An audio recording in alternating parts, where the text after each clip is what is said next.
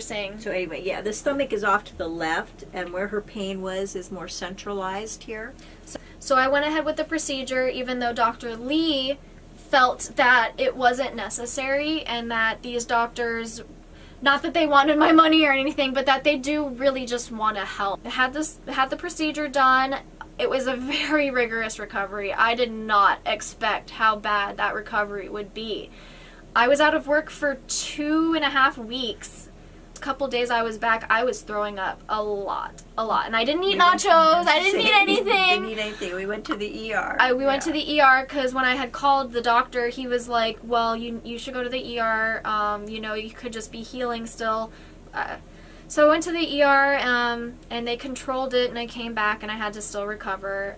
It hurt to sit up. It just hurt to move. That's what some of these scars are, if you can see them. I don't remember which scars are which, because some of it's from my gallbladder. I would say your gallbladder would be on the right.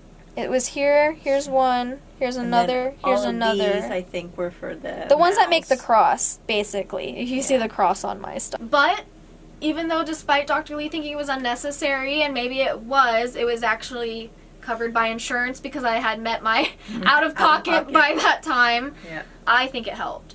I don't have a constant pain. I actually feel pretty good if I don't eat, as long as I know it sounds so weird. It's like early in the morning, like I get hungry, and I actually can feel hunger now. I don't have like this pain up here anymore. So, I mean, not every morning's like that. Yeah. Don't get me wrong. There are a lot of people that don't eat at all during the day so that they can function. And then eat at night. And then they eat at night, and hoping that when they wake up in the morning, the worst of it is over. Yeah, but usually the mornings are sometimes pretty rough. Right. So that's why I had to change my hours at work too, so I could. Numerous times. Yeah, numerous times. We were trying to work that out. But so yeah, that was Mal's surgery. Then I had Mal's. I recovered. I was getting back into school. I think at this point I was like 88 and 90 pounds. And I had been that way for at least a good few, like 2 or so years at this point. Like I was just, after I lost all the weight that first month, I got sick, started getting sick. Back and forth. It was just back and forth, but I never got above 90, 95. So after that I started going back to school. Actually, your first day of classes. It was my first day of classes, and I'd already gone to work. And this is like the 4th job I've had. I kind of skipped over because I didn't want to go through all of that, but I've lost at least 4 different jobs over the course of me being ill from either, actually one job it was because of anxiety. I was so scared of failing because of the other 2 jobs I lost because of being so sick and absent, unfortunately. The other one I threw up on myself like the very first day and like just cried and had a breakdown, and I was like, I can't do this, and like they were like, you know you can just come back tomorrow, and I was like, no, I just can't do this, and I ended up it just makes you feel like you can't accomplish things anymore.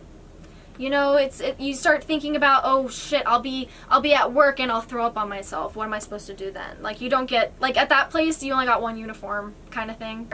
I was unemployed for 3 months, and it was really hard. And then I had 3 jobs at one time, and I still couldn't make like ends meet, and it was miserable. So by this time though, I have a really good job. Like, I'm a receptionist at this great company. I really love them. They're like a family. They're really supportive and understanding. And I had been there for maybe just under a year. And I was starting school, and I had worked 8 hours, and now I was starting summer school, and it was anatomy, and it was 3 hours of lecture, 3 hours of lab, twice a week. So this was my first day. I was there, and I felt a little under the weather, to be honest. It kind of started slow, but like I was having a lot of pain in like my upper back and in my chest, and I just thought maybe it was... In actuality, we had actually been to the doctor, and the doctor said she had bronchitis. Oh, yeah. So she was put on steroids and antibiotic for the bronchitis. Yeah. And then she went to school. Yeah, I went to school, and I just started feeling worse and worse, and I was trying so hard to pay attention, And we're just talking about the syllabus here. And, like, I'm trying to pay attention in my head. I'm like, I just don't think I can go to the lab. I don't think I can sit there for 3 hours. Like, I was just getting worse and worse. I felt really, like, foggy-headed. So I ended up leaving, and I was really sad. I called her, and I was just like, I don't think I can do this. I don't think I can stay here. I don't know what's wrong with me. Like, I thought it was gastroparesis. I don't know what was going on. Or I guess the bronchitis, like, just a mix of it. So I ended up getting home, and she hears me talk, and she literally said I sound like there's like a balloon in my throat. And, you know, I'm telling her I'm a little concerned because it feels like my throat is closing up. I was like, but I'm not having an asthma attack. So yeah, we ended up going to urgent care. First we went to urgent care, and they did some tests, and he said he couldn't help me, and he wanted me to go to the ER. So we didn't go to the ER he wanted us to because it was a terrible hospital. They take forever. We drove an extra 30 minutes to go to the hospital she worked at that time. And they usually get me in kind of quickly, but the biggest thing is that they're nice people. They don't make me feel like I am addicted to anything. They don't make me feel like I'm faking it. Like, they're concerned about me, and they want to make me feel better. They had seen me before. This is the very first time we ever heard this, but this doctor comes in and she's concerned, and, you know, she mentions the gastroparesis and stuff, but then she says, she's like, you know, I'm really stumped. This is something that would be like in an episode of House. It's something that, you know, I had to go and look it up in the book because you hear it one time in medical school and then you never think that someone's going to get it. And she mentioned pneumomediastinum. And basically what that meant is I was having air leaking out of my lungs and into my chest cavity. They didn't know how, they didn't know why, but they were concerned that because this was happening, I could have a collapsed lung. And they weren't prepared to do chest tubes. Oh yeah, so they transferred me twice. So they transferred me to another hospital within, like, Centera. And then that hospital transferred me to a much bigger hospital where they had these, like, surgeons on hand. It was really miserable. You know, it took a long time. I saw like 5 different doctors who, you know, some say it's a really serious condition and it's fatal, and, you know, we're looking it up, and the mortality rate is like 35% the first day. And if you don't catch it, it just goes up from there to 50%, to 75%. Like, we were just glad we went to urgent care, because I almost was like, I'll just go to bed and wake up in the morning and we'll see how I was going to do. So finally, you know, some doctors were like, no, you need to stay here. We need to monitor you, just in case, you know. So I was there for 3 days. Wasn't allowed to eat or drink anything. I had nurses coming in, like, it was funny because you could feel my skin and you could hear, like, crackling. Rice Krispies. Yeah, they call it Rice Krispies. Because you could hear the air moving around. And I was just miserable, though. I remember when they transferred me, it took more than 4 hours for them to give me any anti-nausea medicine, any breathing treatments. Because the other thing, I couldn't fucking breathe. It's very painful. That's why it hurts so bad, because my lungs, you know, it's my cavity is like splitting. Like, you know, you have like your chest cavity, here's your chest, air is filling in between that pocket, so it's literally pushing that. Basically, the only treatment is pain medication and breathing treatments. And this is the part where it gets tricky, because you don't want to seem like you're, you know, you want pain meds, but you're in so much pain, and, you know, they space them out. You get them 6 hours or 8 hours or blah, blah, blah, blah, blah. And, you know, you can try and ask, but nurses have to get orders, doctor orders and stuff. So it was just a slow process.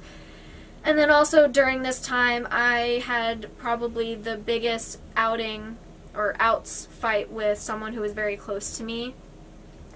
Like I've said, you really do learn who your people are, and who are really here for you and love you and want to support you. But yeah, after that, I ended up having to withdraw from school. I lost even more weight, and this is the time that my doctor tried to start pushing for a feeding tube. This was in May. I didn't get my feeding tube until November because insurance companies suck. We weren't able to get them to cover the formula, and me and Dr. Lee were like, well, we're not getting the tube unless we can get them to cover the actual thing that's going in it. Well, After all this happened, lo and behold, comes November, we scheduled the appointment. His nurses told me that everything was settled, that I was having a home health nurse come out the next day, tell me how to do everything, all of this stuff. Come to find out, Dr. Lee was out that week. He was on vacation. I wasn't able to get a hold of him. The procedure got done, and I was basically left to go home on my own. And it took over a month for me to get formula, and not through my insurance company. You can't afford formula out of pocket. I tried appealing it with my doctor. We tried, you can suggest stuff, but we tried every route possible, trying different diagnosis code, trying this, trying that. The worst part of it was the fact that nobody could tell us what to put in the tube other than formula. But we didn't know what type of formula, what did she need, what benefit was going to be, how much did she need, how fast should it go. None of that. How to clean it, how to take care of it. Nobody ever said a word about any of it. And it was like it was my biggest fear. I was so depressed. So depressed. I lost more weight. They weren't going to cover it because it's like the equivalent to groceries. Like, now that you're not eating by mouth, even though I am, you don't, that's the thing. That's another big question that I get a lot. Do you still eat orally? Yes. My doctor, the goal isn't to keep these tubes forever. The goal is to get these tubes taken out. But, I lost my train of thought. The goal is to get the tubes taken out. So he wants me to eat by mouth as much as possible. But yeah, so insurance companies were saying, well, why would we pay for your groceries when this is like the equivalent to that. But this is the thing. Nobody, not even a 2-person household, spends over $1,000 for freaking formula. And that's just in a month. It was very disheartening, and I just wanted it taken out. And good thing a lot of people on the Gastroparesis site community are... It's actually it's a Facebook page. It's not an actual. But the Gastroparesis community, they are such amazing people. Such amazing people. Giving, caring, kind people. That's the only way I have been able to actually survive with this feeding tube, is because they donated formula to me. And it is trial and error. You know, we tried Special K, we tried Boost, we tried all these different ones, and we found out that I have to have the special elemental formula. Of course, the most expensive. It's like my body just knows that I'm bougie. My bougie old stomach. You know, through them, I was able to get formula, get, you know, feed bags. These, like, those are pretty. These connect to...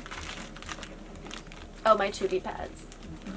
It was definitely a journey, you know, to get to this point, but I did finally, I have a new insurance company, you know. They still suck. Yeah. Yeah, they do. And I have a feeding pump. I accidentally left it at Gary's house, though, so I'll have to make another video that is specifically all about feeding tube, how it was placed, what I started with. Yeah, how it works, the supplies, things that help me, like tips. Where we're at now, I basically, after the feeding tube, it's more just managing. So I didn't gain weight immediately. You know, I was very discouraged, very disheartened, thinking that it wasn't going to help, and I didn't want it anymore. I actually named my first tube Ted the Terrible Tube, because I hated him so much. He was a dangler. Yeah, he dangled, and it caused a lot of pain. He got stuck on stuff, caught on things, caused something called granulated tissue because he was big and heavy, and he like hung like a penis. Hung like a horse. You know how that is? Oh my god. I'll have to cut that out. Awful, maybe. Yes. I'll keep it in. But since then, I've gained weight. I'm actually up to 105 pounds. It's the most I've weighed in 4 years, so it's definitely progress. It's not perfection, though. You know, there are still days that it's really hard. Better than 77. Yeah, it's definitely better than 77. There are still days that are hard, but and I don't have to tube feed all the time anymore. I've been trying to eat orally a lot more so that I can get this sucker taken out of me. So that's my journey so far. So yeah, but if you guys have any questions, you know, feel free to ask and I will try to address it in like my next video.